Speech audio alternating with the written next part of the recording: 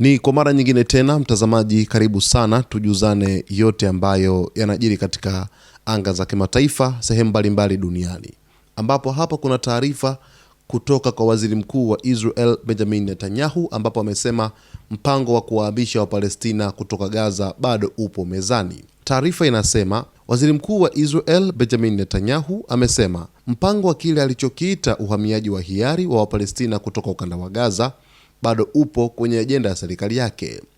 Netanyahu alitoa kauli hiyo wakati wa mahojiano na kituo cha televisheni cha Chaneli 14 alipokuwa akitetea utendaji wa serikali yake kuelekea uchaguzi unaotarajiwa kufanyika baadaye mwaka huu.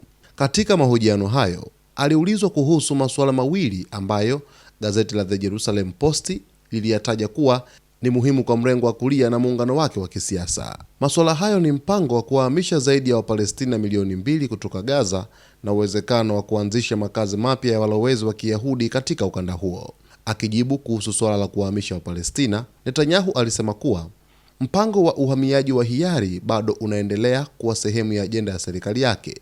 Kuhusu ujenzi wa makazi ya walowezi, alijibu kwa kifupi akisema, swali ni kama unapendelea kutenda au kuzungumza, ndiyo maana napendelea kutolizungumzia.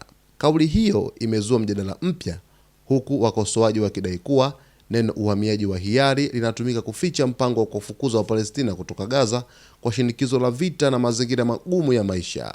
Wengine wameeleza hatua hiyo kama aina ya usafirishaji wa kikabila, ethnic cleansing.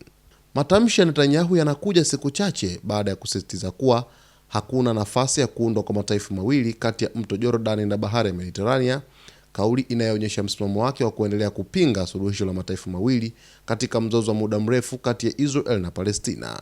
Mwisho wa taarifa jinsi ambavyo inaeleza. Sasa azma ya waziri mkuu wa Israel Benjamin Netanyahu juu ya Palestina iko pale pale. Mpango wake ni kuwahamisha wakazi wote wa Palestina, na Netanyahu ameeleza hapo kwamba serikali yake bado inaendelea kushikilia malengo yake ambayo imejiwekea kuhusu raia wote ambao wanakaa katika ardhi ya Palestina, huku ikisemekana kwamba neno la mpango wa kuhamisha kwa hiari linatumika kama kificho cha kuendeleza ajenda za unyanyasaji na ukaliaji wa maeneo ya Palestina huko katika ukanda wa Mashariki ya Kati. Kwa kifupi, raia wa Palestina wanapitia changamoto kubwa sana kipindi hiki cha serikali ya waziri mkuu wa Israel Benjamin Netanyahu tangu zamani, lakini sasa hivi hali imekuwa ni mbaya zaidi kutokana na vifo, lakini pia unyanyaswaji, lakini pia uchukuaji wa maeneo ya raia wa Palestina kila siku huko katika ukanda wa Mashariki ya Kati kwa ujumla. Basi mtazamaji wetu, kwa taarifa zaidi endelea kuungana nasi wakati wote hapa kwa kusubscribe channel yetu, kulike, kucomment pamoja na kushare. Utayapata mengi sana yanayojiri sehemu mbalimbali duniani siku ya hii leo.